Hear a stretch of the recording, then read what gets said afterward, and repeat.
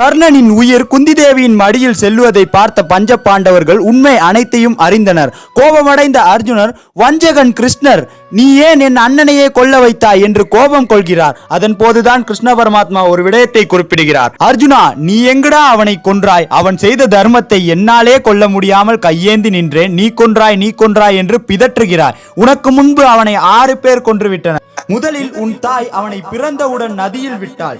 இரண்டாவதாக குரு பரசுராமர் அவன் கற்ற வித்தையை மறக்குமாறு சாபம் அளித்தார். மூன்றாவது பசு உரிமையாளர் தேர் மண்ணில் புதையுண்டு போகும் என சாபம் வழங்கினார். நான்காவது இந்திரன் கவச குண்டலத்தை தானமாக பெற்று சென்றான்.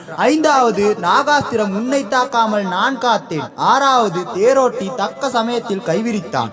இப்படி 6 பேர் கொன்ற ஒரு செத்த பாம்பை கொன்றுவிட்டு நான் கொன்றேன் என்று பறைசாற்றிக் கொண்டிருக்கின்றார். இவ்வாறு ஒருவனது வாழ்வில் தாய், தந்தை, குரு, தெய்வம் அனைவராலும் சூழ்ச்சி